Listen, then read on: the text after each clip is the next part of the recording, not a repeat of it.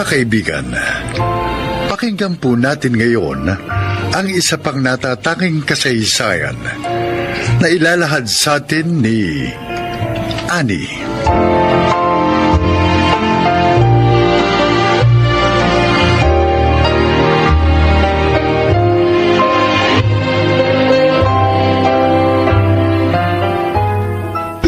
Tatlong gulang pa lamang po ako, pero alam ko na po kung gaano kahirap ang buhay. Hindi po ako katulad ng ibang bata na nakakapaglaro at nakakapag-aral. Grade 2 lang po ang inabot ko, pero kahit na ganun lang ang narating ko, ay masasabi kong nahasa akong magsalita ng Ingles, sapagkat araw-araw puro mga dayuhan ang aking nakakasalamuha. Gawa ng handicrafts ang ikinabubuhay namin ni Mama na isang bulag at may polio. Ito po ang aking buhay.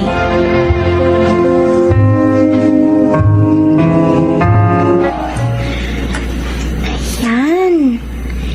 Natapos ko din itong inuukit kong mga pendant. Makakagawa na ako ng kwintas na ibebenta ko sa mga turista. Ani, anak, nasan ka na? Sandali lang po, Ma. Eto na po. Pupunta na po ako sa inyo sa kwarto. Oh, ang aga mong gumising. Tinapos ko lang pong ukitin yung mga maliliit na kahoy para gawing pendant sa kwintas. Mamaya po, pipinturahan ko na po at pakikinisin yung mga nagawa ko. Ang sipag mo naman, anak. Salamat, ha? Gumagawa ka talaga ng paraan para makaraos tayo sa araw-araw. Oh, alalayan mo kung tumayo. Magluluto pa ako ng agahan natin. Sige po. Siya nga pala. Nasaan yung mga inukit mo? Ito po, Ma, oh. Bale, bago pong disenyo. Hugis puso na pendant. Tapos sa gitna, may nakaukit na salitang mabuhay. Tapos sa background po, may puno ng nyog at araw. Sayang, hindi ko ito nakikita. Pero alam ko, maganda tong obra mo. Nung nabubuhay pa po si Papa, tinuruan niya po akong umukit sa mga kahoy. Malaki man o maliit. Noong una, mahirap. Pero nasanay na rin po ako. Ilang taon na rin po akong gumagawa ng mga souvenir na kwintas at bracelet. Ani, anak, pasensya ka na, ha? Pasensya ka na at hindi ako makatulong sa'yo sa paggawa ng mga souvenir. Ma, Kung hindi lang ako bulag at may polio, matutulungan kita sa paggawa at sa pagbenta. naiintindihan ko po ang kalagayan niyo. Huwag po kayong mag-alala. Kaya ko naman po itong mag-isa. At saka, wala pong makakapantay sa pag-aalaga at pagmamahal niyo sa akin. At kahit na may kapansanan po kayo, marami po kayo nagagawa dito sa bahay. Wala po talaga makakapantay sa sakripisyo niyo, Ma. Salamat, anak. Kasi naiintindihan mo ako. Promise po. Gagawin ko po ang lahat para makatulong sa inyo sa pagtaguyod sa pamilya natin.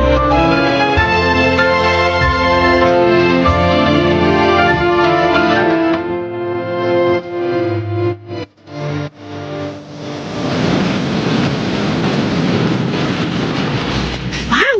Ang daming turista ngayon sa paligid, ah. Tama. Marami akong panindang pwedeng ialok sa kanila. Mapuntahan nga sila. Good morning, sir. Ma'am, I'm selling handmade necklace and bracelet souvenirs. You might be interested with this. Ay, walang pumapansin sa akin. Pero hindi ako susuko. Good morning, sir. Ma'am, you might be interested with some handmade souvenirs. What is that? Necklace, sir. I have lots of designs here. Oh, wonderful. I like all these designs. May I know who made this? I'm the one who made that, sir. Oh, wow. You're such a talented kid. Thank you. Maya, come here. Look at this. Oh, what are those? Handmade necklaces made of wood. Oh, This girl told me that she made all of this. really? Oh, I like these necklaces. They are all pretty. You may also want bracelet souvenirs, Mom. Look at these bracelets made of wood and beads. I also like this. How much are these? 150 pesos each for necklace, 70 pesos each for bracelet. Okay. I'll buy each of these designs you have. Thank you po. By the way, how old are you? I'm 13, sir. And I'm also making and selling handicrafts since I was 10. This is my way to help my blind mother. Oh, you are such an inspiration. Hardworking and talented child. Your mother is lucky for having you as her daughter. Thank you po.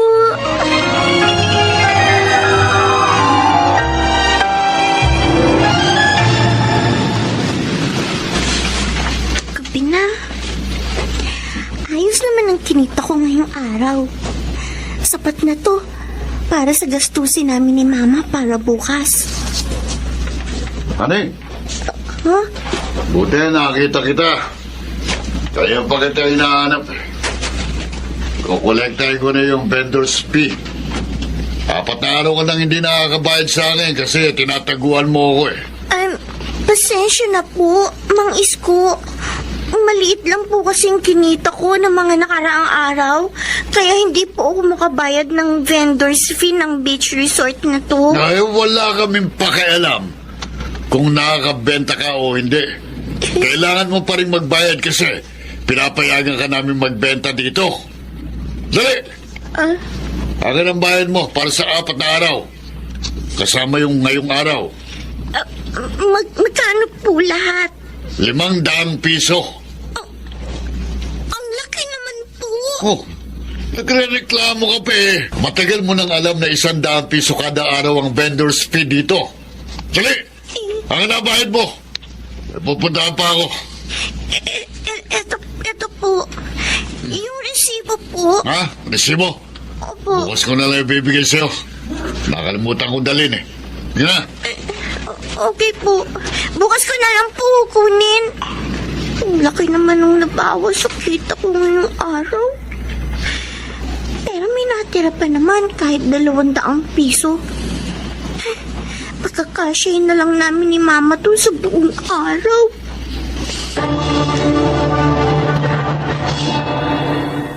Anak, alika na. Kumain na tayo. Ma, pasensya na po kung maliit lang ang kinita ko kahapon. Nagbayad pa po kasi ako ng vendor's fee. Di bali po, babawi po ako ngayong araw. Anak, ayos lang.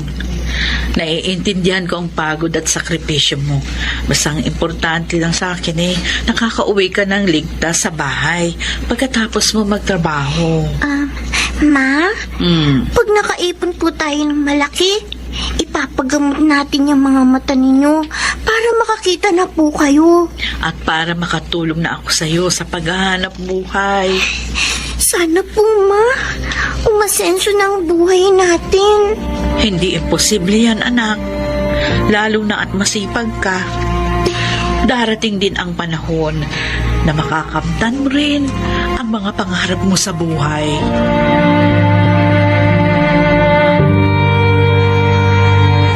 Aling Biring, ang sipag mo Ay, nilalaban ko lang itong mga damit namin.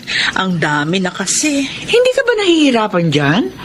Bakit hindi mo na lang palabang kay Ani? Marami nang ginagawang anak ko. At saka, kahit nabulag ako, kaya ko namang maglaba.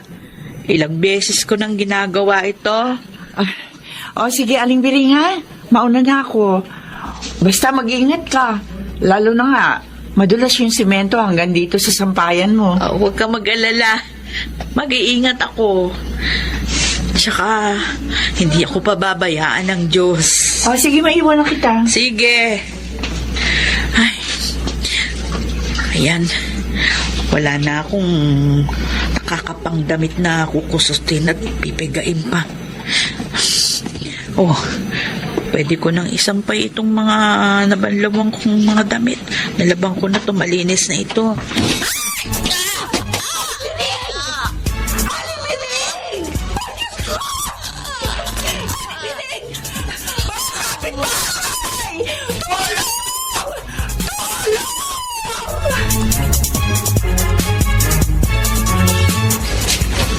Siguradong matutuwa si Mama sa malaking kita ko kanina. Ani! Ani! Puti ka! Ang mama mo na aksidente kanina! Nasa ospital ang bayan siya ngayon! Ano po?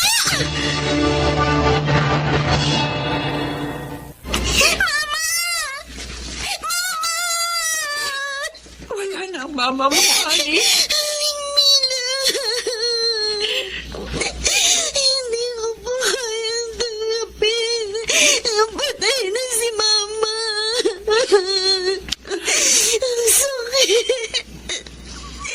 Sa isang iglap na wala siya sa akin. Paano po magiging buhay ko na wala na ang mama ko? Mahal ko po siya. Ani! Uli na ako. Mag-isa na ako ngayon sa buhay. Hindi ko po alam kung makakaya kong mabuhay na mag-isa. Mama! Mama, bakit niyo ako iniuman? Alam namin kung gano'ng kasakit sa'yo nangyari, Ani. Pero sinasabi ko sa'yo ngayon, handa ka namin tulungan na makabangon sa pagsubok na ito sa buhay mo.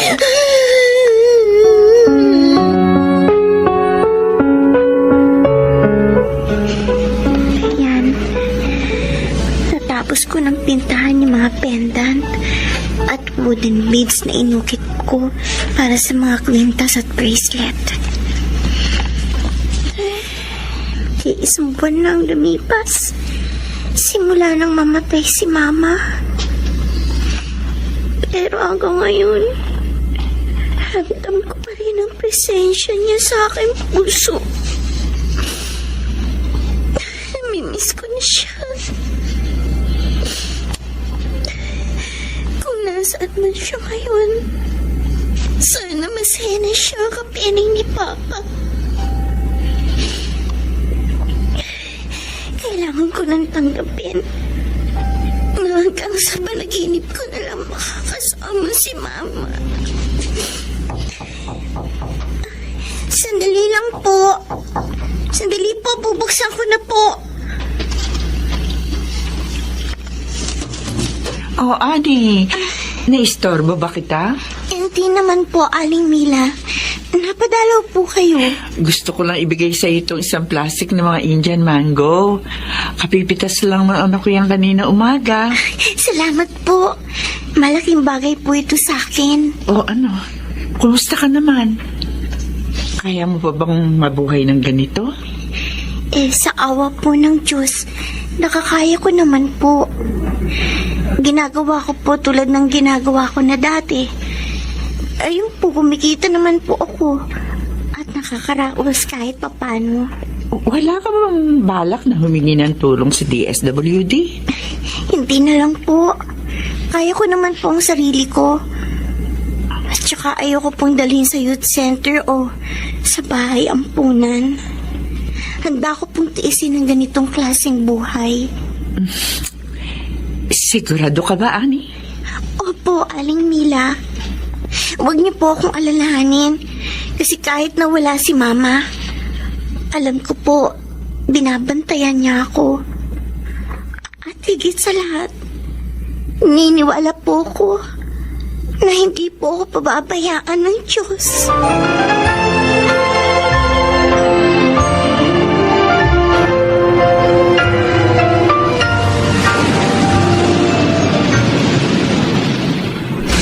Ang daming turista ngayon sa paligid.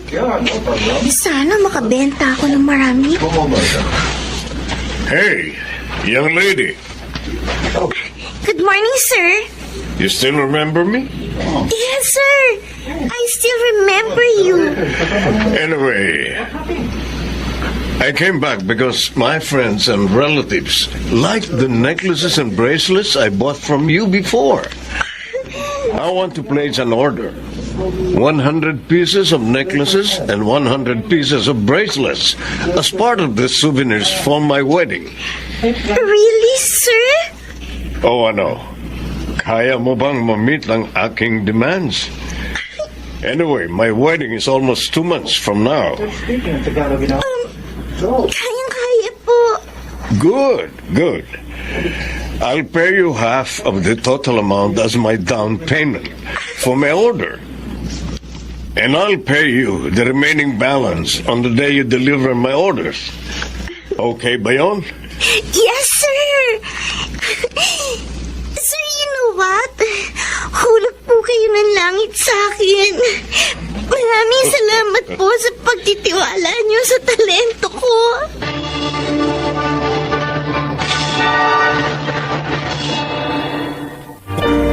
Sa ngayon ay mag-isa akong namumuhay.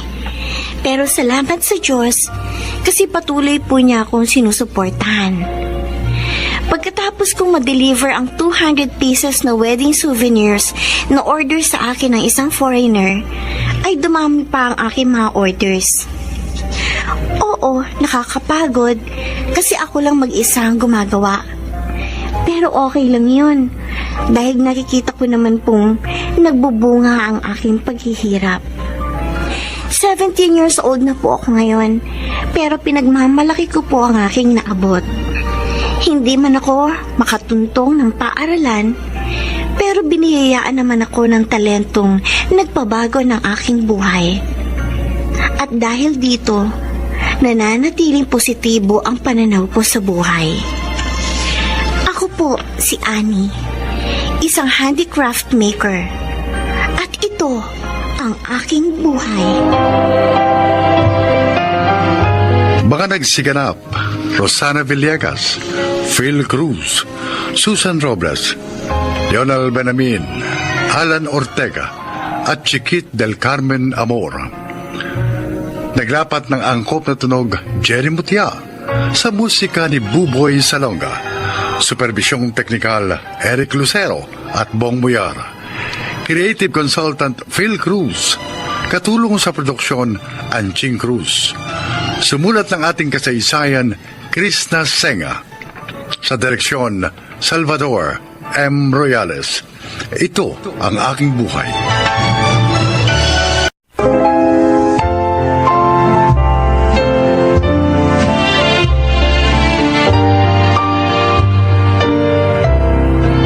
Mga kaibigan, pakinggan po natin ngayon ang isa pang natatanging kasaysayan na ilalahad sa atin ni Eldon.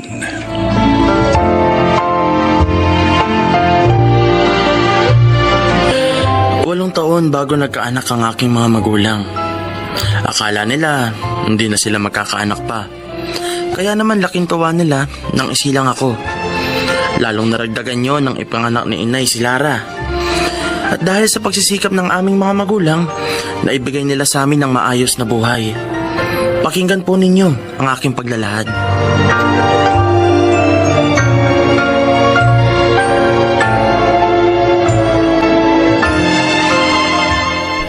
Hoy Lara, huwag mo akong pagbintangan! Paano hindi kita pagbibintangan?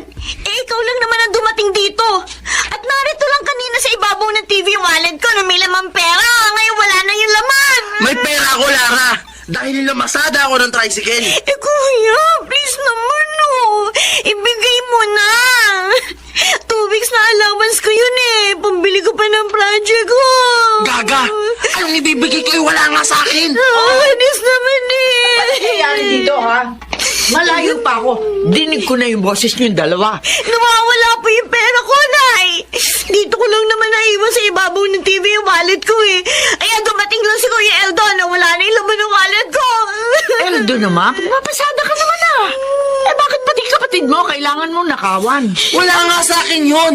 May sarili akong pera dahil namapasada ako ng tricycle! Eh kahit naman nagtatrabaho ka, kulang pa rin yun dahil dyan sa bisyo mo. Bahala na nga kayo sa buhay nyo kung anong gusto nyong isipin! Hoy! Eldon! Balikan dito! Buisit!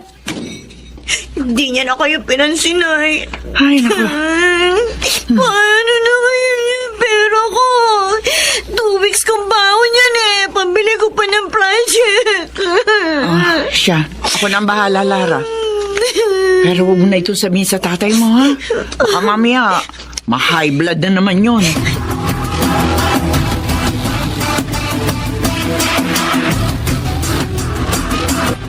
Talagang mahirap kasamang ganun, Lara. May pera naman siya eh. Eh di sana yun na lang ang ubusin niya. Hindi lang pera at alas niyang pwedeng mawala. Pati mga kasangkapan niyo. Ano? Ang masakit pa, kapag lulong na sila sa droga, hindi na nila kilala ang kamag-anak. Kaya nga yung iba, napapatay kahit sarili nilang magulang. Diyos ko. Huwag naman sana magkagano ng Kuya Eldon ko. Huwag naman sana. Meron pa namang paraan para gumaling ang kuya mo. Eh, kailangan nga lang, handa si na Aling Lourdes at Mang Cesar na gawin yun.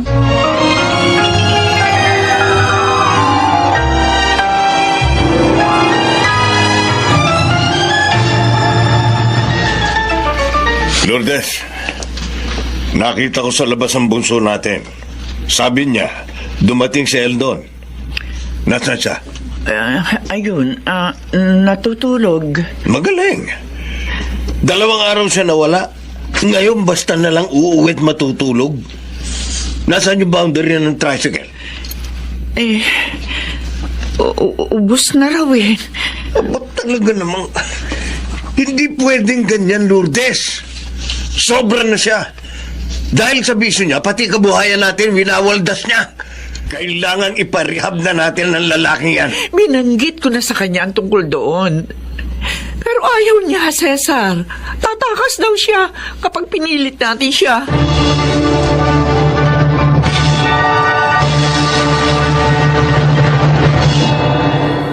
Alalang-alala si Inay sa iyo ah. Si Itay naman nagagalit na.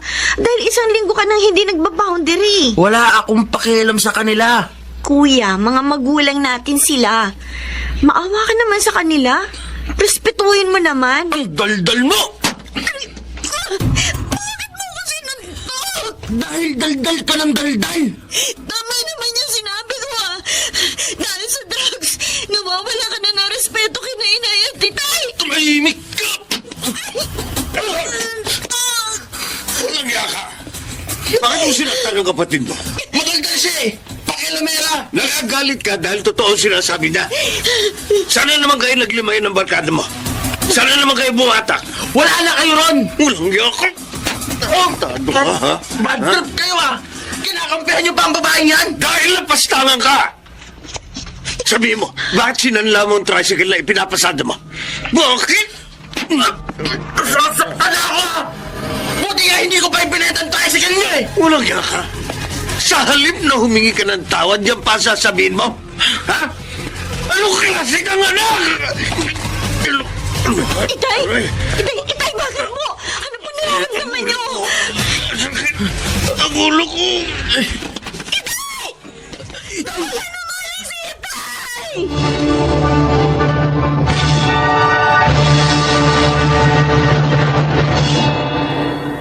Inay, kumusta na po si Itay?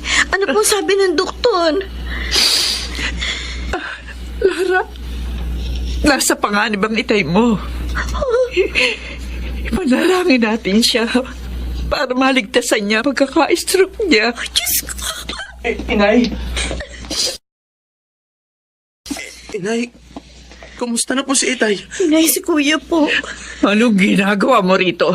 Inay, gusto ko po malaman ang kalagayan ni Itay. Kasalanan mo! Kaya nasa panganib ngayon ang buhay ng tatay mo! Kasalanan mo! Sorry po. Suwail ka! Hindi naman kami nagkulang sa'yo. Pero ano ang ginanti mo? Ang sakta ng damdamin namin. Patawad po, Inay. Lumayas ka dito. Lumayas ka! Hindi ka namin kailangan! Inay, wag po. Lumayas!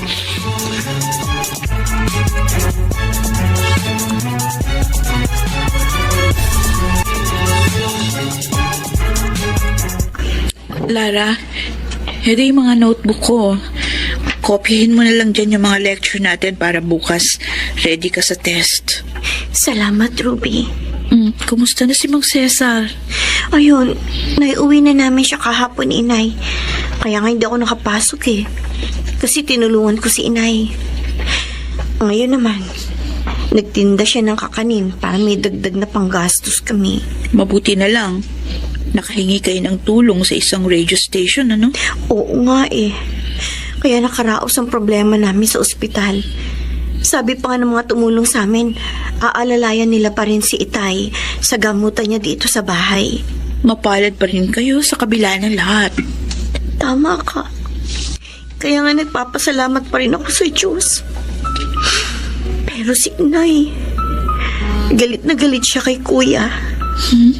Alam mo, ngayon lang siya naghalit ng ganun katindi kay Kuya Eldon. Talaga? Hindi ko na nga alam kung nasaan na ngayon si Kuya.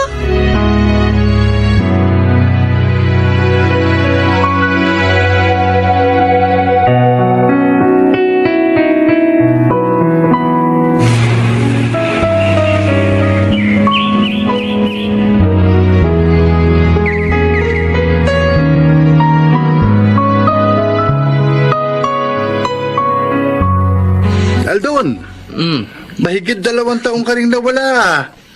Halos hindi kita nakilala, pare. Iba na itsura mo ngayon, ah. Bagong buhay na ako, Bogs. Nagtatrabaho na ako sa mall. Oo, talaga. No, nung ma-stroke si Itay, palayasin na ako ni Inay. Natauhan ako. Pinagsisihan ko ang lahat ng pagkakamali ko. Pre, kapag nasa katawan mo na ang shabu, hindi mo na maiaalis yun.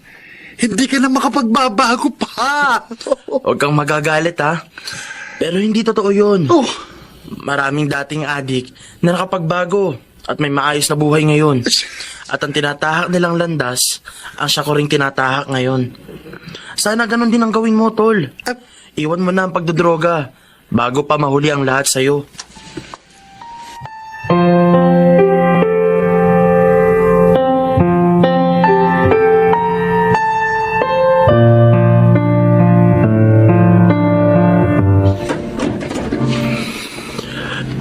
Inay, Eldon, nagbalik po ako, Inay, upang ipakita sa inyo ang pagbabago ko.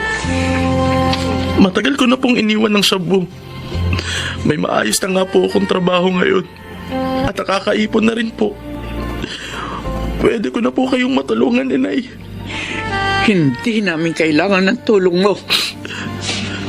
Suwail ka! Umalis ka rito.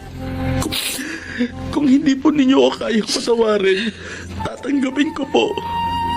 Pero sana lang, huwag niyo pong ipagkait sa akin na matulungan kayo. Sa pamamagitan man lang nito, mabawasan ang bigat ng kalooban ko. Eldon, Kahit po ituring niyo na lang akong ibang tao, basta lagi ko lang po kayong makita na pamilya ko.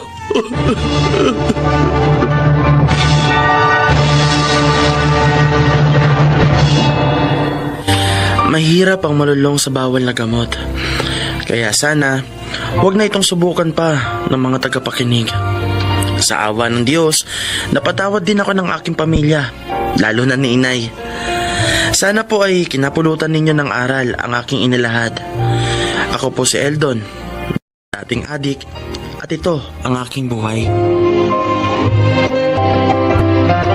Maragsinap, Susan Robles, Yunel Benamin, Chiquit del Carmen Amor, Bobby Cruz, Phil Cruz, at Angelo Alcantara. Naglapat ng angkop na tunog Jerry Mutia. Sa musika ni Boboy Salonga. Supervisyong teknikal Eric Lucero at Bong Muyara. Creative Consultant Phil Cruz. Production Assistant Anching Cruz. Ito'y mula sa panulat ni Telma Corporal Alcantara at sa direksyon ni Salvador M. Royales. Ito ang aking buhay.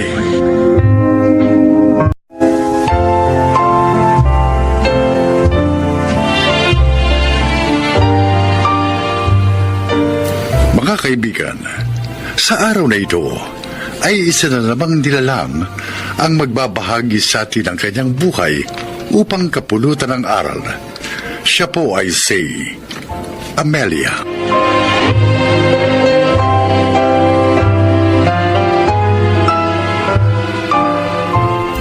Dati, nasa bahay lamang ako, nag-aasikaso sa aking asawa at sa 3 naming anak. Ngunit nagbago ang lahat at ako ay naging isang masahista. Pakinggan po ninyo ang aking paglalahad.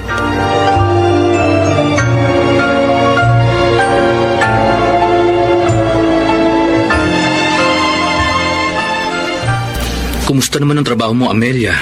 Okay naman, Kuya Donato. Magandang kita ko. Pero nakakapagod, di ba? Mas nakakapagod naman, Kuya, yung wala kang kinikita. Dahil wala kang magagamit sa mga pangangailangan ng pamilya. Sa bagay, tama ka. Kahit ba lalaki minamasahe mo? Oo, Kuya. Kaya ko naman eh. Malakas yata itong kapatid mo. Natutuwa ako sa sigla mo. Ngayon, tanggap mo na ang pagpanaw ng asawa mo. Kailangan maging matatag para sa aking 3 mga anak.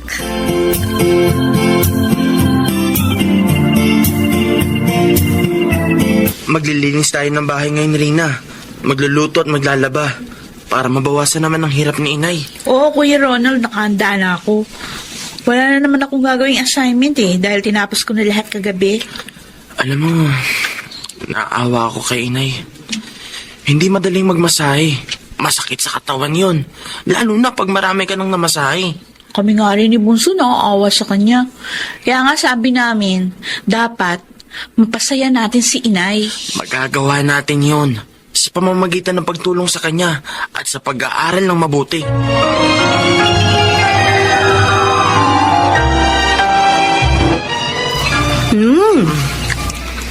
Ang sarap nito sinigang na isda ah. Okay ang timpla mo, Rina. Nagustuhan ni inay. Dami niyo nakain, Nay. Nagutom kasi ako ng gusto. 3 kasi yung minasahe ko. Oo. Hindi po ba kayo pinamerienda doon, inay? Niinom nga ng tubig, wala anak. Hoy. Diretso masahe. Sobra naman. Hindi bali na. Binayaran naman nila ako ayon sa usapan namin. Pero sana, kahit inumin man lang, nagbigay po sila. Iba-iba ang ugali ng mga customer, anak. Hindi pwedeng hanapin mo sa isa yung generous mong customer. Kaya ako, lagi kong inihahanda ang sarili ko sa ganun. Maging ang katawan ko. Basta ang mahalaga, may magagastos tayo sa mga pangangailangan natin.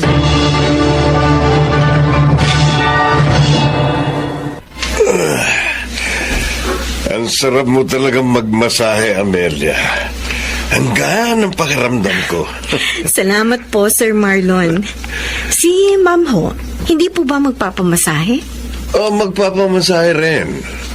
Sabi niya sa akin sa text, nandito na siya in 10 minutes. Kaya magmerienda ka muna. Ipaayos ko tuloy kay Manang Inday yung mga canned goods na ipauuwi ko sa'yo. Ay, naku. Maraming salamat po. Lagi na lang kayo may pabaon sa akin. Dahil gusto namin ng misis ko ang trabaho mo. Lalo na ako.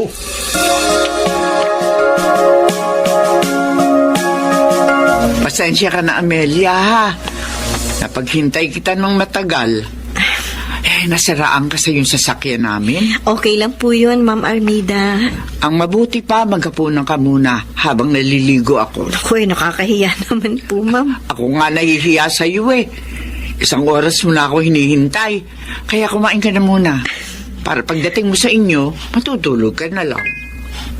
Ay, may nag-text sa akin. Jack, customer yan. Mahusay ka kasing masahista. Ang galing niyo manghula, ma'am. Customer nga po. Si Sir Marlon. Magpapamasahe daw po siya bukas. Wala talaga akong maipinta sa masahe mo. Ang sarap. Salamat po, Sir Marlon. Masarap ng magmasahe. Maganda pa. Sir, ang kamay ko po. Oh, tayong dalawa lang naman ang narito sa kwarto, Amelia. Kaya kahit ano magagawa natin. Ano bang ibig niyong sabihin? Alam mo kung anong gusto ko. Huwag kang mag-alala. Gagawin kong triple ibabayad ko sa'yo. Basta pumayag ka lang sa gusto ko. Hindi kita pababayaan. Pwede ba? Huwag mo ako akbayan. Kung iniisip mo makukumbinsi mo ko sa kahalayan mo, nagkakamali ka. Trabaho malinis ang gusto ko. Yung boses mo. Baka marinig ka ng katulong namin. Akala ko pa naman mabait kayo. Yung pala, may iba kayong motibo. Busit na ito eh. Malis ka na. Please.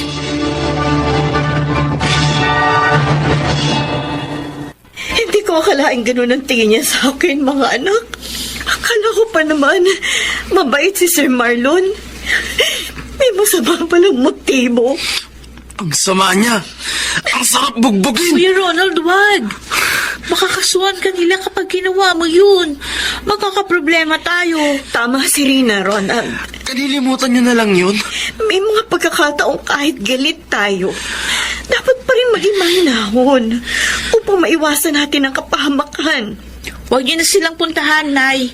Kahit natawagan pa kayo nung asawa niya.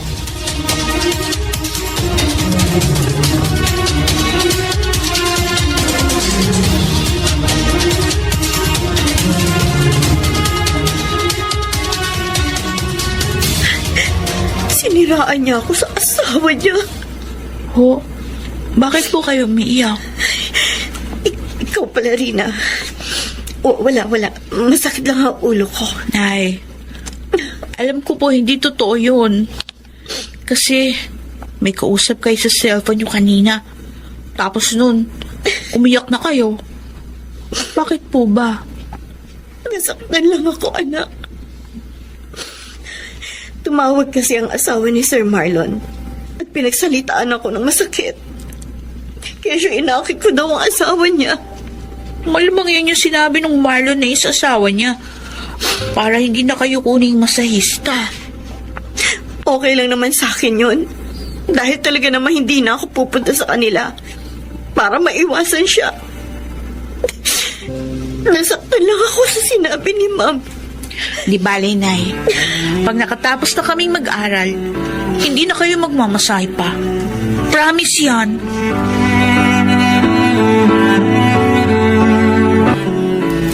Yung pala ang dahilan kaya ka malungkot. Opo, Ma'am Armida.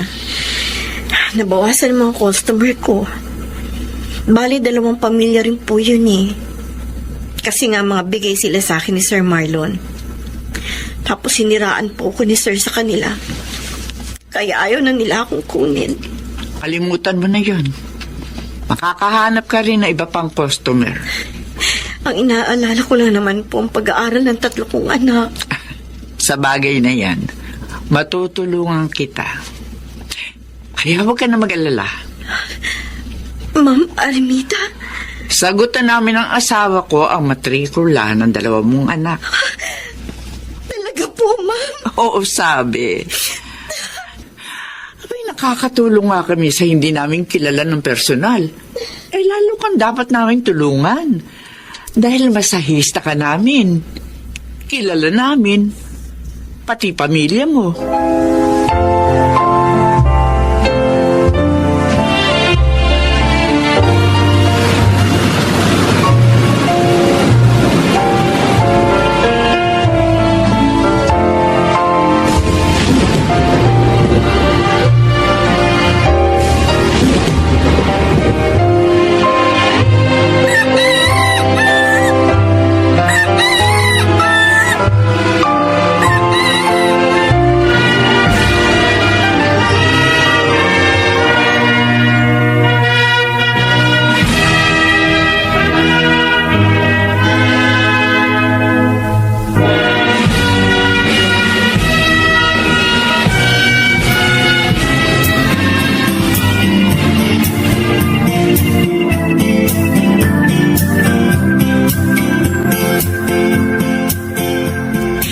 Binabati ko kayo, Ronald.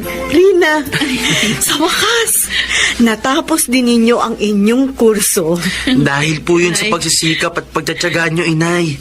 Nay, utang po namin sa inyo ang aming tagumpay. Mga batang ito, paiiyakin na naman ninyo ako.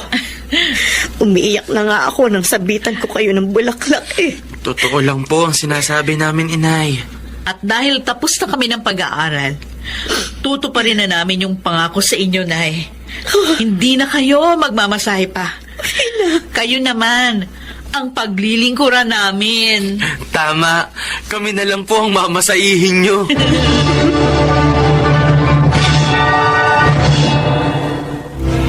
Napakasarap talaga ng pakiramdam ng isang ina na sa kabila ng kanyang kahirapan ay nagawa niyang mapagtapos sa kolehiyo ang kanyang mga anak. Sana po ay inyong naibigan at kinapulutan ng aral ang aking inilahad. Ako po, si Amelia, dating masahista, at ito ang aking buhay. Mga nagsiganap, Chiquit del Carmen Amor, Angelo Alcantara, Rosana Villegas, Lionel Benabin, Susan Robles at Alan Ortega. Naglapat ng angkop na tunog Jerry Mutia sa musika ni Buboy Salonga. Supervisyong teknikal Eric Lucero at Bong Muyar. Creative Consultant Phil Cruz. Katulong sa produksyon Anching Cruz. Ito'y mula sa panulat ni Telma Corporal Alcantara. Direksyon Salvador M. Ruiales. Ito ang aking buhay.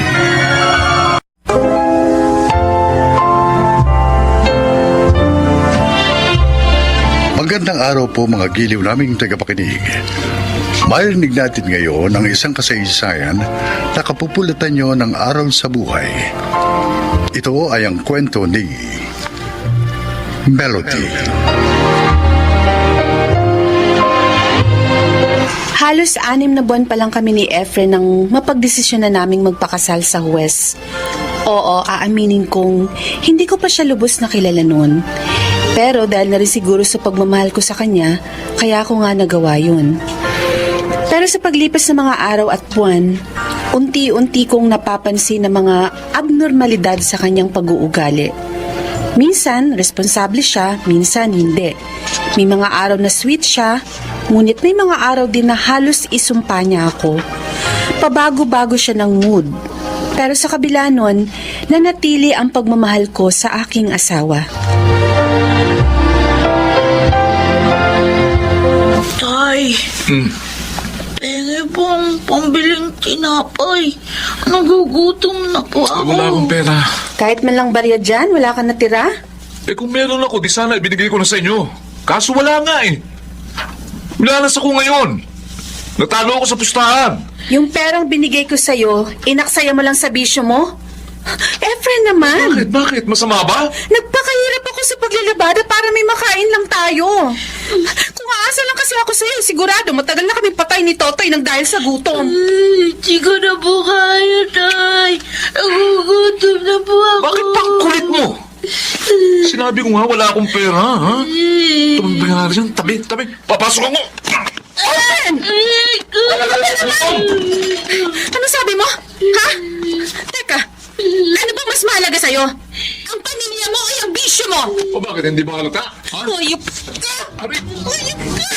Melody! Isang lobo sabihin sa akin yan? Ano ba kasi kahaligin ng tahanan? Efren naman, maging responsable ka naman sana. Nasaan na yung pinangako mo sa akin na bibigyan mo ako ng masaganang buhay? Ano? Nasaan na? Bakit bigla ka nila nagbago? Ginawa ko naman ang lahat, hindi ba? Kaso ito lang ang nakayanan ko! 5 taon na tayong kasal. Pero hindi kita nakitaan ng pagiging responsable. Bakit? Ano bang dahilan? Bakit ka nagpapabaya sa amin? Hindi mo na ba kami mahal? Nabigla ka lang ba sa pagpapakasal sa akin? Ano? Di ba tama na? Itigil mo na yung kakabunganga mo! Ang sakit na sa tenga! Mahiya ka naman! Makonsensya ka naman sa pinagagawa mong pagpapabaya sa amin ng pamilya mo!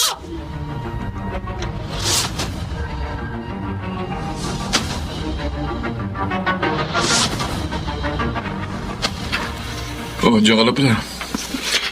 Nakita ko yung daladalang plastic ni Toto. Yan, mukhang marami Mga tinapay yun at saka chichirya para sa mga anak natin. Nangako ako sa kanilang papasalubungan ko sila. Ano naman ang laman yung dala mo? To? Syempre. Pagkain natin para mamaya hanggang bukas ng gabi. Nag-grocery na ako bago ako umuwi. Para bukas, magpapahinga na lang ako buong araw. Baka mukhang malaking kinita mo. Pahingin ang pera? Ha? Para saan? Basta. Teka, Efren ha. Liliwanagin ko lang. Itong perang nasa akin, para lang sa pagkain at sa gastusin ng buong pamilya. Basta ibigay mo na lang sa akin yung pera. At bakit ko ibibigay sa'yo, ha? Hindi ko to ibibigay sa'yo hanggat hindi mo sinasabi sa akin kung saan mo gagastusin. Ay, sandali. Nagbabala ka na naman magsugal, no? Efren, pwede ba? Hindi ko ibibigay to sa'yo. Kasi alam kong lulustayin mo lang to sa wala. Swapang mo naman. Ako? Swapang? Ako na nga halos bumubuhay sa atin, ah. Ikaw, kumikita ka nga din sa trabaho mo, pero ano? Mansarili mo lang yung perang kinikita mo. Lumayas ka nga rito. Wala kang silbi. Bakit ako lalayas? Ikaw na dapat lumayas. Pamamahay ko itong tinitirhan mo. Ano ba? Rico, tiwan mo nga ako. Nasasaktan ako, Efren, ha? Lumayas ka. Kahit kailan huwag ka nang uwi pa rito. Wala kang pakinabang. Ikaw ang walang pakinabang! Dapat sa'yo kinakaladkad pa palabas. Ano ba? Efren, huwag mo akong kaladkarin! Ito. Diyan ka sa labas. Efren! Efren, buksan mo itong pinto! Efren, papasukin mo ako! Efren! Efren!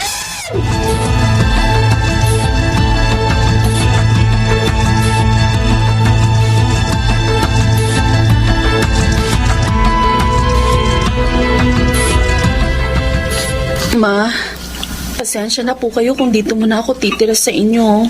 Ayos lang naman sa akin na tumira ka dito. Pero matanong ko lang, anak.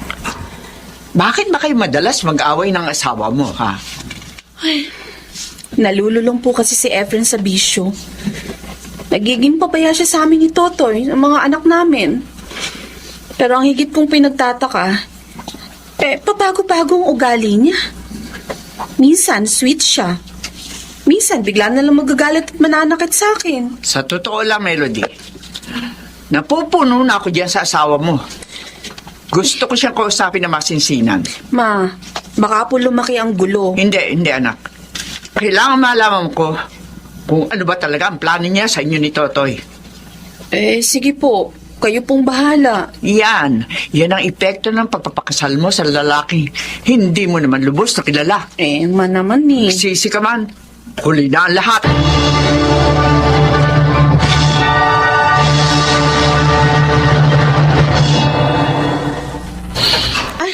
Tay! Ay, buti naman at napasyal kayo. Ali po kayo, pasok. Salamat. Ali po. Nasaan ang anak ko si Efren? Umalis po kanina. Pumasok po sa trabaho. Ano ba?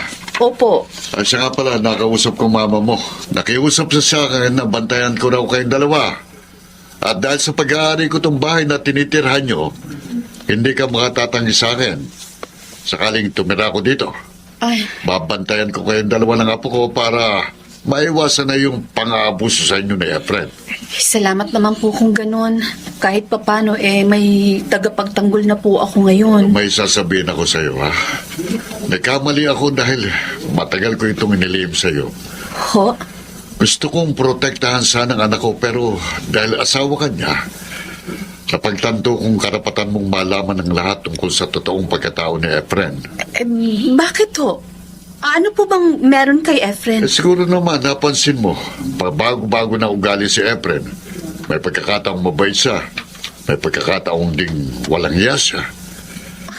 Oo nga ho. Bata pa lamang si Efren, yan ang problema ko sa kanya. Palakaibigan siya. Pero kapag matagal-tagal na, inaaway na niya yung mga kalaro niya. Madalas siyang manlamang sa kapwa niya bata. Naging problema ko rin siya dahil sa pangungupit niya sa akin ng pera. At nung mag-high school siya, lalong lumaking problema ko sa kanya. Alam mo bang isang araw pinuntahan ako ng mga kaklase niya at sinisingil ako sa mga utang daw ng anak ko sa kanila. Doon ko napag-alaman na ginamit yung pangalan ko para makautang sa kanila. Nung sinita ko naman si Efren, doon ko nalaman na ibinili niya ng mamahaling damit at sapatos yung mga nakakuha niyang pera sa mga kaklase niya. Ganon po ba? Oo, sa totoo lang, Melody. Nakakutob na ako noon na baka may problema sa pag-iisip si Efren, kaya dinala ko siya noon sa pinsan kong psychiatrist. At doon ko nalaman na meron si Efren na kung tawagin antisocial personality disorder.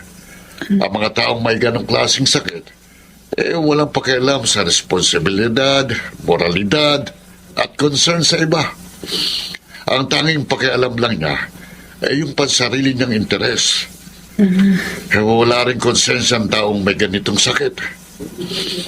Melody, sinabi ko to sa'yo, hindi para lumiit ang tingin mo sa asawa mo na anak ko, Tay. kundi para unawain mo siya at maging alerto ka kapag kasama mo siya.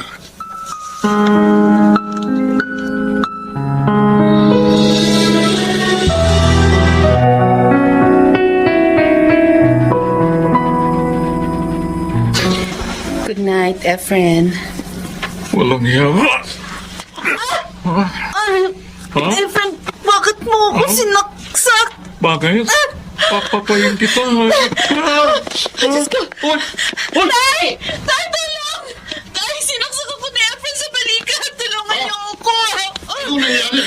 Tulungan niyo po ako! Si Efren, hindi ko po alam kung anong nangyayari sa kanya, Tay! Ano ba nangyayari sa'yo? Bakit ka ba nagkakaganyan? Bitiwan mo yung balisong mo. Huwag niyo akong pigilan pa! Tumakas ka na. Sige na, Melody. Dalihan mo. Ako na ang bahala kay Efren. Dali ka! Sige na. Hoy! Melody! Efren, Bumalik ka rito! Melody! tama na. Melody! Efren!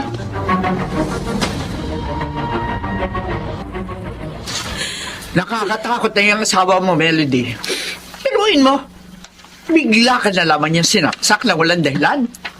Baliw na ang lalaking yon. Ma, tama na po. Ligtas naman po ako eh. Pero di ka na niyang mapatay. Naku, humanda talaga sa akin yung Efren na yan. Ipakukulong ko siya. Ma, Ano? Huwag mo sabihin sa akin na tumututol ka. Melody naman, hindi ako papayag na maulit pa itong nangyari sa'yo. Kailangang maturuan ng leksyon ng lalaking yan. ma, may sakit po sa pag-iisip si Efren. Oh, di totoo pala yung hinala kung baliw yung asawa mo. Melody, ano ba talaga ang plano mo? Hayaan mo na lamang ba na mapatay ka ng asawa mo? Hiwalayan mo na ang lalaki niyan dahil wala naman siya mabuting na ibigay sa inyo ni Totoy. Puro sakit ang ulo lang ibinigay sa iyo ng asawa mo. Paano, Melody? Hihiwalayan mo ba yung asawa mo? O gusto mong ako na ang gumawa ng paraan para maghiwalay kayong dalawa?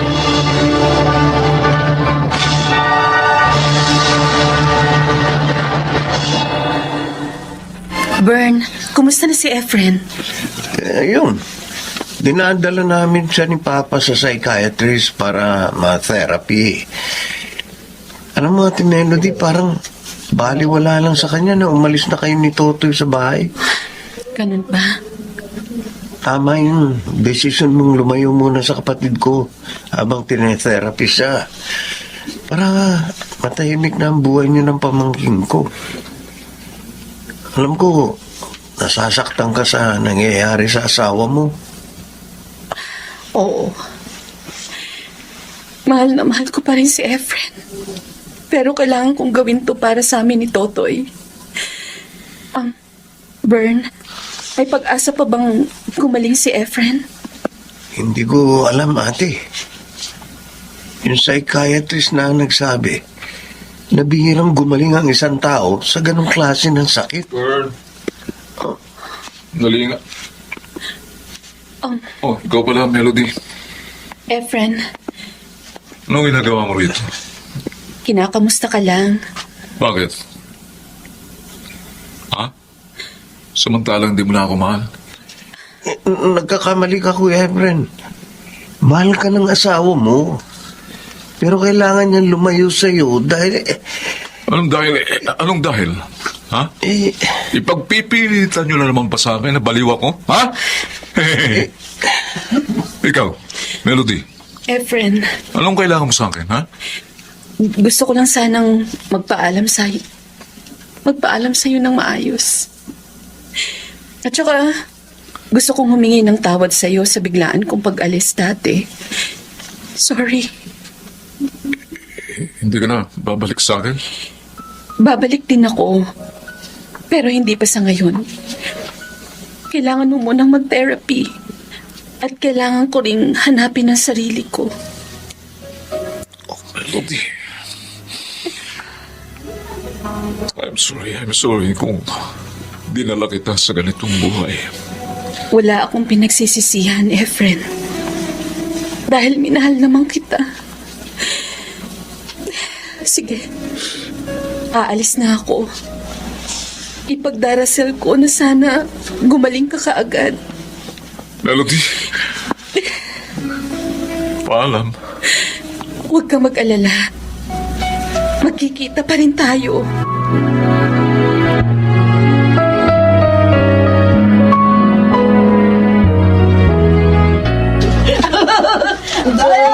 Oy, anak, huwag masyadong malikot, ha? Mag-iingat ka. Opo, Mama! Melody. Buti naman at hindi kayo nakalilimot ni Totoy na dalawin ako lagi. Baka naman pwede na ulit tayo magsama. Nami-miss ko kasi kayo palagi. Gusto ko sana. Kaso ang sabi ng psychiatrist na tumitingin sa'yo, mas maigi ng ganito ang setup natin. Mahal mo pa rin ba ako? Walang nagbago sa mga nararamdaman ko para sa'yo. Mahal na mahal pa rin kita. Melody. At saka naiintindihan ko ang sitwasyon mo. Kaya ganito ang setup natin para tumagal ang relasyon natin. Melody. Huwag ka mag-alala. Ikaw lang ang asawa at mamahalin ko. At hindi ako makakalimot na gampanan ng mga tungkulin ko sa'yo bilang asawa. Salamat. Salamat. Tuloy mo pa rin akong iniintindi. Kahit na ganito ko. Sorry, Tila. Kasi hindi ako nagiging mabuting asawa sa'yo. Huwag mo sisihin ang sarili mo. Basta, Efren, kung kailangan mo ng tulong, huwag kang mahihiyang lumapit sa asawa mo, ha? Nandito lang ako. Nandito ako palagi para samahan at alalayan ka.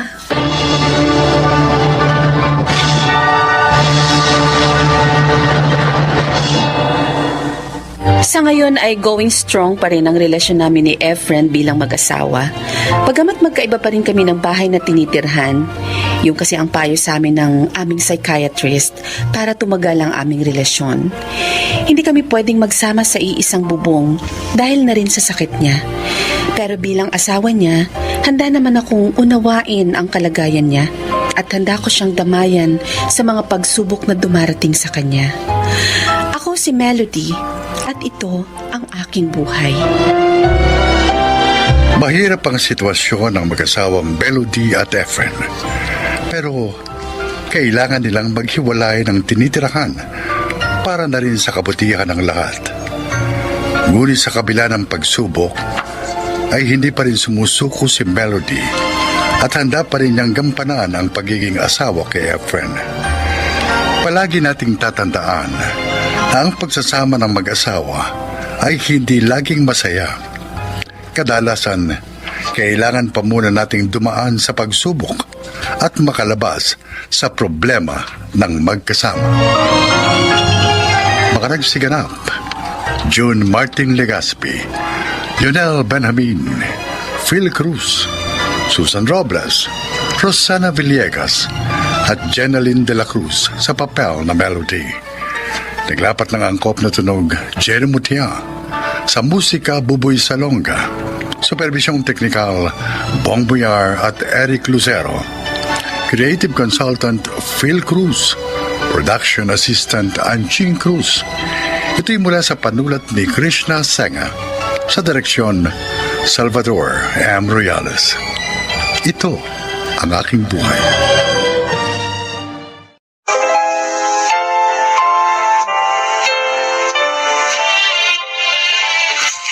anak ko. Ngunit 2 na lamang ang nabubuhay. Dahil namatay sa isang aksidente ang pangalawa ko. Mula noon, naging overprotective na ako sa aking mga anak. At kung maaari lang, naikulong ko na lamang sila sa bahay para walang mangyaring masama sa kanila. Gagawin ko. Nasaan na po to si ate? Mag-aalas 11 na. Sabi niya alas 10 uuwi na siya. Hindi siya na siguro to. May bumato na sa bintana ko. Bubuksan ko. Buksan mo naman sa bintana. Dali. Oo, sandali. Oh, kumapit ka sa kamay ko.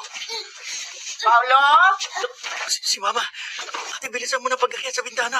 Hindi nakalak ang pinto ng kwarto ko. Baka mahuli tayo ni Mama. Oo. Sandali lang. Isang pa ako na lang. Hindi ko pa naapak eh. Dali. Bilisan mo. Oh, dahan-dahan sa pagbaba.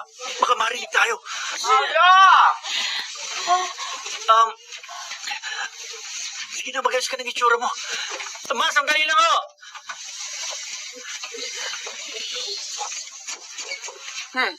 Kala ko na CR ka. Bakit ang tagal mong binuksan yung pinto? May tinatapos kasi ako, Ma. Ang ate mo, wala sa kwarto niya. Umalis na naman ba? Nandito ako, ma. Oo, bakit nandito ka sa kwarto ni Paolo? Oh, tapos, hindi ka pa rin nagbibihis. Nakapanglakad ka pa. May pinag-usapan kasi kami ni Paulo. Nauwi ako. Hindi pa ako nagbibihis mula kanina nung pag-uwi ko. Oh, sige na, gabi na. Matulog na kayong dalawa. Hoy, Jane, magbihis ka na. Okay, ma.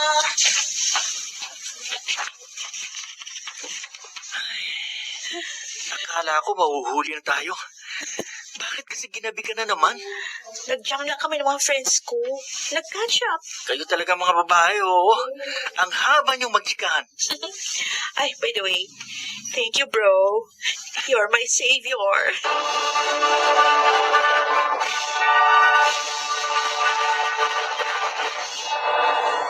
Sigurado ka bang hindi ka magta-try out? Sayang naman ito, Paolo. Kapag naging varsity player ka ng school natin, libre na tuition mo. Oo nga sana eh. Pero nagsabi na ako niya kay Mama. Nung high school pa ako pero hindi niya ako pinayagan. Malay mo ngayon, payaga ka na. Hindi yung papayag. Subukan mo lang. Wala namang mawawala sa iyo eh. Anong wala? Kapag nagsabi ako kay Mama, sigurado mawawalan ako ng katahimikan kasi maglilita niya sa buong araw at baka pagising ko, the next day, ganun pa rin. May part 2, part 3, part 4. Yun ang mga sermon na maririnig ko sa kanya. Pero gusto mong mag-basketball, di ba? Hindi lang gusto. Gustong gusto. Gusto mo. Samahan kita magpaalam kay tita. Hindi lalo ako nakagalitan. Isipin nun, nagharap ako ng kakampi. Baka pati ikaw madamay. Sige. Huwag mo na lang ituloy. Pero, Paolo, sayang ang opportunity na ito. Sayang din ang talento mo kung hindi mo magagamit.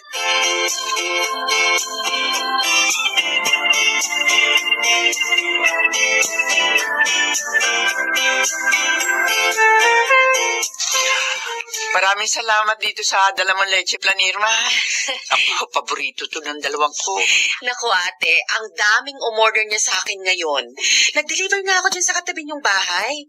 Tapos sakto, may kinuha akong uniform ni Carl doon sa patahian. Malapit dito, kaya sabi ko, mabuti pang dumana rin ako dito sa inyo. Uniform ni Carl? Nagsisimula pa lang ang pasukan? Pinatahian mo na naman? Uniform sa varsity. Varsity yung panganay ko, hindi ba? Ay, oo nga pala.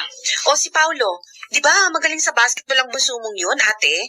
Sabihin mo mag-try out sa basketball sa eskwela nila. Free ang tuition. Nag-iisa na lamang yan na estudyante. At kaya ko yung pag-aralin. Hindi ko kailangan pasalihin niya sa varsity. Ay, grabe ka naman. Ibig mo sabihin, ako hindi ko kayang papag-aralin si Carl kasi pinasali ko sa varsity? Hindi naman yun ang ibig ko sabihin. Ay, ate, pinaa-andar mo na naman yung pagka-protective mo. Si Jane dati mahilig din sa volleyball, pero hindi mo pinasali. Kahit sa mga field trips dati, ayaw mong pasamahin. Nabuhay naman na maayos si Jane, Kahit hindi nakakasama sa mga kaek-ika na yan, di ba? O tingnan mo ngayon, May maayos ng trabaho. Karanasan ang pinag-uusapan dito.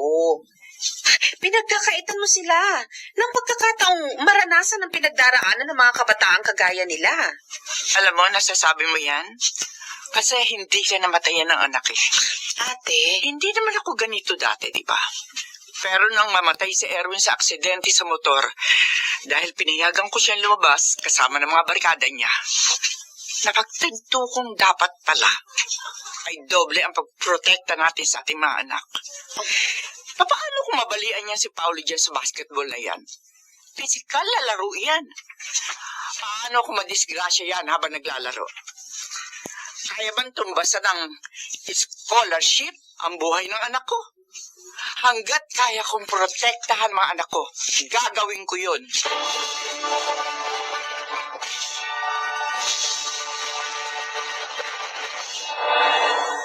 Paolo, mahirap yan sinasabi mo. Sige na, pa. Baka naman pakinggan ka ni Mama. Ayoko sanang subukan kasi alam kong hindi papayag eh. Pero nung makita ko nag-practice si na Carl, pati si Jimboy na anak ni Tita Irma, naiingit talaga ako, pa. Gusto ko rin maglaro. Sige na naman oh. Tulungan niyo na ako magpaalam kay Mama. Sumali ka na lang. Huwag ka na magpaalam sa kanya. Mabubuking pa rin niya ako. Paano kung may magkwento sa kanyang kakilala niya? Jack, makakagalitan niya ako.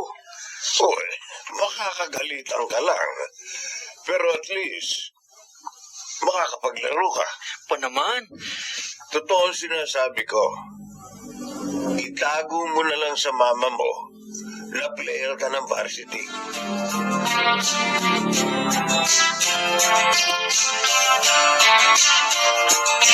Jane, ibot mo nga yung maruruming damit ng papa mo na maisalang ko na rito sa washing machine. okay ma.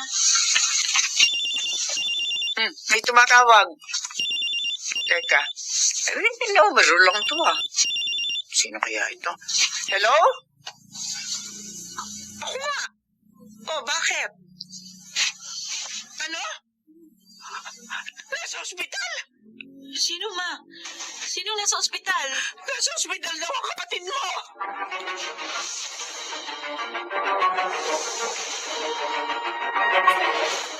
Hindi ba sinabi ko na sa'yo hindi ka pwedeng sumali sa mga ganyan laro? Tingnan mo ang nangyari sa'yo. Wala naman daw akong fracture, sabi ng doktor, kaya nakauwi ka. Ay, tumigil ka! Ano, gusto mo maging malala mo na yung injury mo? Bago mo maintindihan kung bakit hindi kita pinasasali sa mga ganyang pisikal na laro? Ha? At saka isa pa, paano mo nagawang magsinungaling sa akin, ha, Paulo? Alam ko naman kasing hindi ka papayag eh. Pero gusto ko talagang basketball. Sayang naman yung kayang ibigay sa akin ng Diyos kung hindi ko magagamit. Hindi ka maglalaro! Bukas na bukas din, pupunta ako sa eskwelahan nyo. Kakausapin ko yung mga guro mo. Ipo-pull out kita sa basketball team na yon. Marites, baka naman Tumigil ka, Apollo. naiintindihan ko ang mga sinasabi mo, pero hindi mo maaaring ikulong ang mga anak mo habang buhay.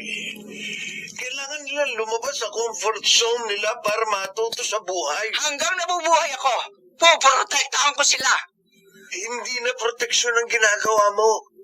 Pinagkakaitan mo na silang mabuhay. Nasasabi mo yan dahil hindi ka isang ina. Walang katumbas ang sakit na wala ng isang anak na dinala mo na siyam na buwan sa iyong sinapupunan. Inalagaan, pinalaki, hindi pinadapuan sa langaw o kaya naman sa labo. Hindi lang ikaw ang nasaktan nang mawala si Erwin. Kahit hindi ako nagbuntis sa kanya, labis din ako nasaktan nang mawala siya. Pero hanggang doon na lang ang buhay niya.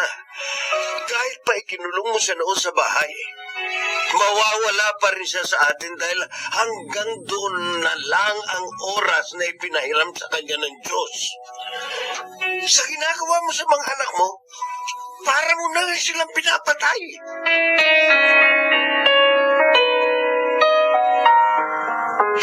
Paano po, tita? Oh, Carl, awang ka ng Diyos. Si Paolo po, hirap po sana ako ng libro. Bakit itinatago mo sa likod yung dala mong bola? Paolo! Mag-iensayo yata kayo ni Carl. Hoy, magdala ka ng extra damit, ha? Para kapag nabasa ka ng pawis, may pampalit ka. Saka magbaong ka rin ng tubig. Ma, ibig yung sabihin, pinapayagan nyo na ako mag-basketball? Bakit? Ayaw mo? Gusto! Carl, sandali lang ha? Oo! Bakit? Magkikita-kita kami ng mga kaklase ko ng high school. Basta huwag kang uuwi ng lasing. At talagang patutulugin kita sa labas ng bahay. Promises. Carl. Thank you, Anong tinitingin-tingin mo? Ang bait niyo pala, tita. Pwede po bang magpaampon na lang ako sa inyo?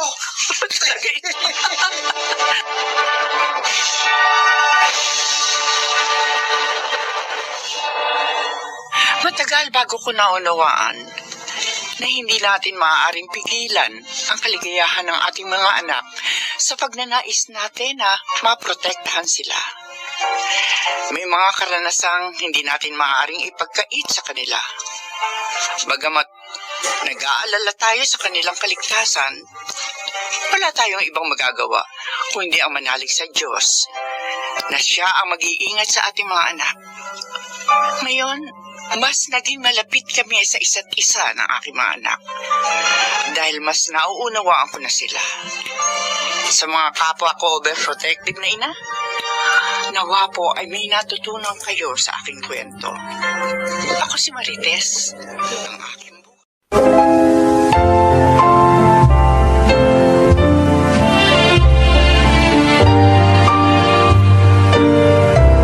Mga kaibigan, pakinggan po natin ngayon ang isang natatanging kasaysayan sa buhay ni Sean.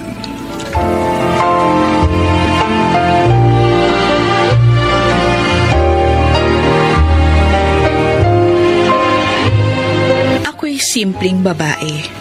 Ang gusto ko lamang sa buhay ay maging masaya at maranasan na mahalin ng totoo. At salamat sa Panginoon dahil dumating sa buhay ko si Berting. Isang biyudo pero mapagmahal na lalaki. At hindi ko inakala na siya ang magpapabago ng lahat ng ito. Narito ang aking kwento. Uy, kanina pa naghihintay si Berting sa cellphone number mo. Ay, dali, bigyan mo na. Oo na. Ito na nga Nakanda na nga itong kapirasong papel. Sinulat ko na yung cellphone number ko. Iaabot ko na lang sa kanya. Halika ba, Choy, samahan mo ko. Ay, dito na lang tayo. Ayoko lumapit. Kasi baka sabihin tayo pa yung naghahabol sa lalaki. Siya yung may kailangan ng number ko, hindi siya lumapit. Uy, te, konsiderasyon naman. Tignan mo naman, no, may ginagawa sila. Kung hindi niya kukunin, edi, ihahagis ko na lang sa kanya. Berting! Eto na yung number ni Sean! Saluhin mo! Hala, naibata mo yung papel sa ilalim ng kotse ni boss. Kunin mo dali. Ha? Huwag na. Ako na kukuha. Hala, talagang gumapang pa si Berting sa ilalim ng kotse para lang makuha yung number mo. Nakuha ko na. Sorry, Berting. Ihintayin mo text ko, ha? Tsaka, pwede ka bang imbitahan mag-dinner? Umuha ka na dali, Sean. Ha? Oo na. Sige, payag ako.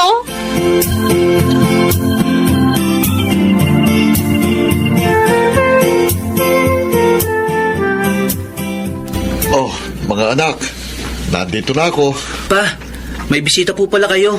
Hindi niyo po agad sinabi para naman nakapaglinis po kami ni Joy ng bahay. Nakakaya po tuloy sa bisita ninyo. Ayos lang, mga bata. Huwag kayong mag-alala. Pa, pasok na po kayo ng bisita niyo. Sean, pasensya ka na kung maliit lang ang bahay namin. Pero, kahit na ganito lang ang tahanan namin, feel at home lang, ha? Ito naman, Bertie. Okay lang Siya nga yun. pala, mga bata, sa sesyon, yung sinasabi ko sa inyo, na love ko. Sean, ito ang mga anak ko. Si Makoy, yung panganay. Tapos ito si Joy. Kayo po pala yung laging kinukwento sa amin ni Papa. Ay, nagkukwento ba siya? Opo, Palagi pong masaya si Papa kapag ikinukwento niya kayo sa amin. Love na love po kayo ni Papa. Totoo yun, Bertie? Oo, totoo. Love na love kita. Siya nga pala, Sean, dito ko na kumain ng dinner, ha? Magluluto ako ng sinigang. Wow, sarap. Huwag kang mag-alala. Masarap akong magluto. Kapag nahatikman mo ang sinigang ko, Talaga? makakalimutan mo pangalan mo. Baka nga, mapasagot na kagad kita eh.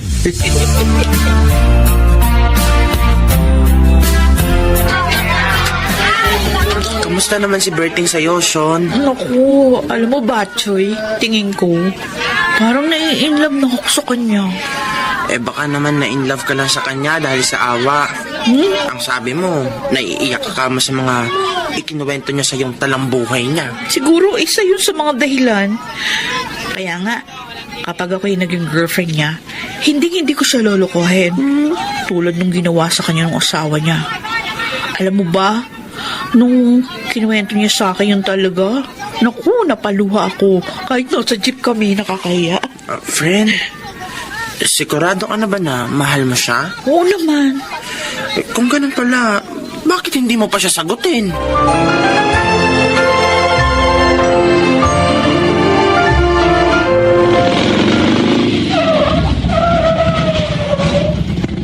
Bertie, salamat ha. Hinatid mo pa ako dito sa bahay namin. Pasensya na ako na abala kita. Wala yun, Sean. Alam mo namang special ka sa akin eh.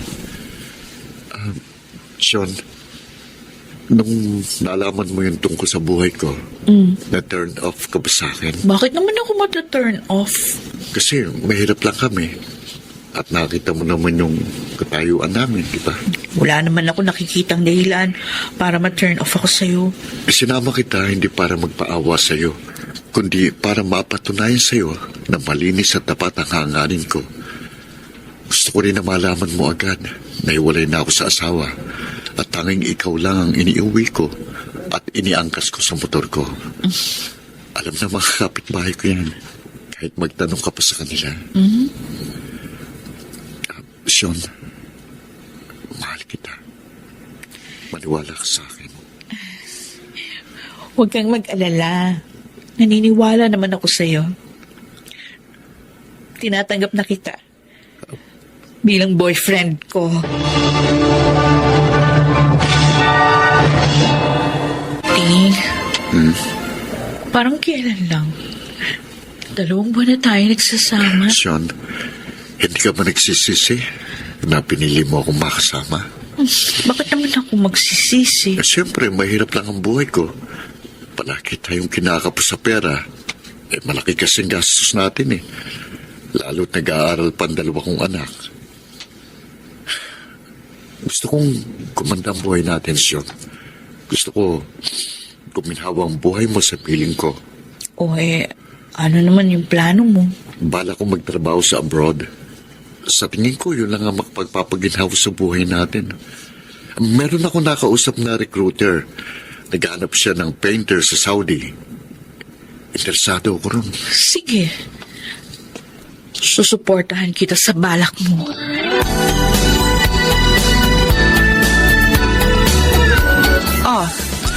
Kumusta naman yung kalibin mo, Hasyon? Mabuti naman po si Berting doon, Ate Mona. Maganda naman yung trabaho niya doon sa pinagtatrabahuhan niyang car company sa Saudi bilang painter. Siguro nga, masusunod mo na yung mga gusto mo. Kasi nag-abroad na yung kalibin mo. Pero Sean, masaya ka ba sa sitwasyon niyo? Ha? Aminin ko sa'yo, ate. Malungkot ako kasi hindi ko pa siya makasama. Gusto ko siyang yakapin, kaya lang di ko magawa kasi magkalayo kami. Sobra ko siyang namimiss. Miss na miss ko si Berting. Kung hindi nga lang talaga kailangan, di ko siya papayagang umalis.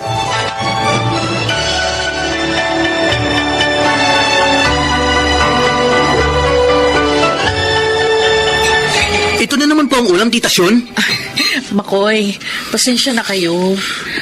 Joy, kung yan lang yung ulam natin. Kasi kinapos tayo eh. Palagi na lang po tayong kinakapos. Di ba nag-abroad na po si Papa? Bakit hindi pa po tayo nakakaahon? Saan po ba napupunta ang mga pera ni Papa? Ikaw muna, hinaan mo yung boses mo, ano? Baka naman iniisip mo, sa akin napupunta yung perang pinaghihirapan ng papa mo. Nagkakamali ka. Lahat ng pera na binibigay sa akin ng papa mo napupunta lahat sa inyo at sa mga bayarin natin. Huwag niyo akong paghanapan. Hindi ko naman ginagastos sa pansarili ko kapakanan yung pera ng papa niyo. Tita, ilang buwan na po tayong ganito. Kung hindi pa rin pala tayo makakaahon, di sana hindi na lang po nag-abroad si Papa. Sinisikap ko na budgetin yung sahod ng papa niyo. Ginagawa ko ang lahat para maging mabuting may bahay sa kanya. Tita Sean, Kuya Makoy, wag na po kayong mag-away. Pasensya na, Joy. Hindi kami nag-aaway ng kuya mo. Tara, kumain na ulit tayo.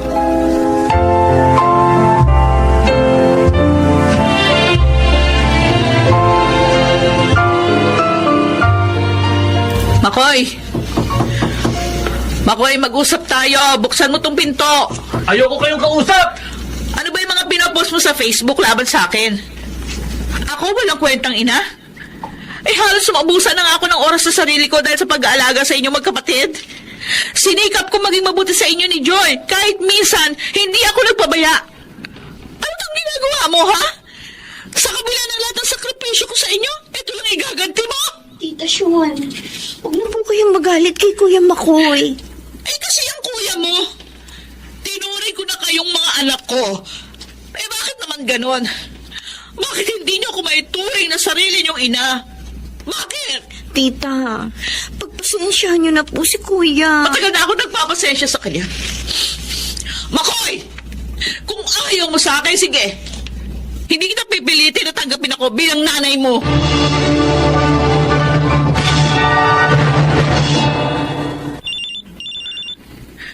Hello? Sean, kumusta ka na? Bertie, bakit ngayon ka lang tumawag? Sorry kung hindi ako nakakatawag sa'yo. Mahal mo pa ba ako?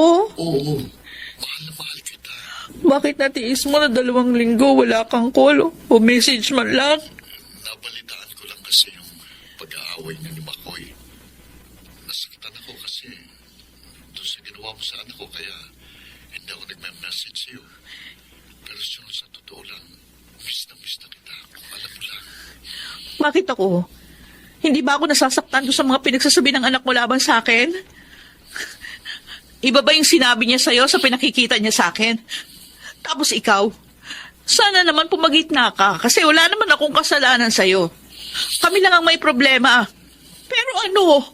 Nagawa mo akong tiisin? Ginagawa ko naman ang lahat para mamagita sa inyong dalawa. Patawarin mo ko kung para sa iyo hindi ako naging patas.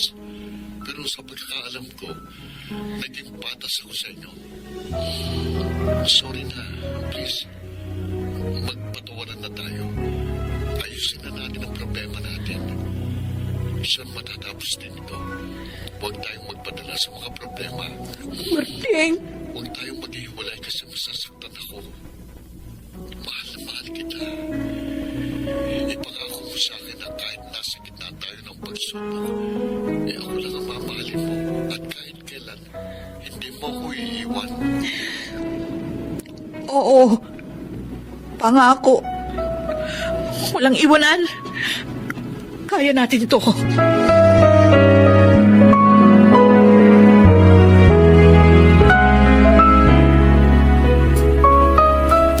Tita Sean, Oy, Joy.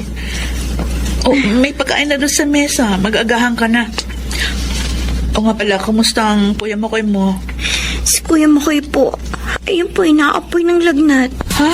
Hindi po makabangon sa kama niya. Ano? Oh, halika. Puntahan natin ang kapatid mo. Makoy, eto na yung pagkain mo, oh. Narito din yung gamot mo. Salamat po, Tita Sean. Nagluto kita ng mainit na lomi. Kasi alam ko, isa yan sa pagkain paborito mo. Oh, kumusta ka na? Ito po, medyo bumaba na po ang lagnat ko. Ang puti naman. Basta huwag mong kalilimutang uminom ng paracetamol. Tita Sion, kahit po naging salbahe ko sa inyo, ito pa rin po kayo. Inaalagaan ako. Yung paraan po ng pag-aalaga niyo sa akin, parang isang tunay na ina. Makoy, gagawin ko pa rin ang lahat para maging isang mabuting ina sa inyo ni Joy. Kahit na madalas hindi tayo nagkakaunawaan, mahal na mahal pa rin kita. Pati si Joy. Dahil tinuring ko na kayong parang tunay kong anak. Sa totoo lang po, nakukonsensya na po ako sa ginawa ko sa inyo noon. Tita Sion, sorry po. Matagal na kitang pinatawad. Salamat po. Pangako po, tita. Simula po ngayon, sisikapin ko na po maging mabuting anak. Siya tama na. Irerespeto at ituturing ko na po kayo bilang aking pangalawang ina.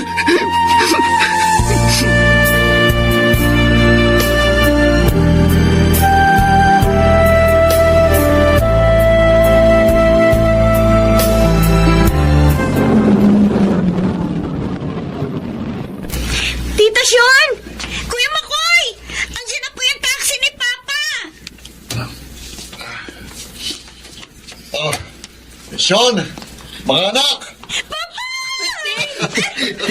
Ay, salamat! At nayakap ko na ulit kayo, Makoy, Joy. Ay, Berting! Sa wakas, nakauwi ka na ng Sean. ligtas. Amis kita ng sobra. Pa, Din. kami na po kukuha ni Joy ng mga gamit niyo sa taxi. Oh, sige, mga anak, sige. Halika na, Joy. Oh, Sean, kumusta naman kayo ng mga anak ko habang wala ako? Ayos naman kami. May mga pagsubok na dumaan pero nalampasan din namin. Close ko na nga mga anak mo eh. Nanay ng turing nila sa akin. Salamat, Sean. At inalagaan mong mabuting mga anak ko. Siya nga pala, may ibibigay ako sa'yo. At kukunin ko lang sa bulsa ko. Oh, eto. Ay, ano yan? Ay, sing-sing? Tatanggapin mo ba ako bilang legal na mister mo? Oo naman. Tinatanggap ko na maging asawa ka. Matagal kong pinangarap na makikasal tayo. Pasensya ka na kung tumagal ng ilang taon ang wedding proposal ko sa'yo. Pero Sean, pangako, magiging mabuti kong asawa sa'yo. Oh, Hindi kita sasaktan o sisirain ang iyong tiwala. talaga. Mamahalin kita hanggat nabubuhay ako.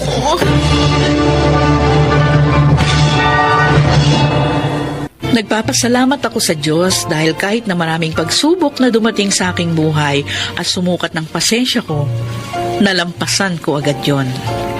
Sa ngayon, kasal na kami ni Berting at 4 na taon na kaming nagsasama bilang legal na mag-asawa.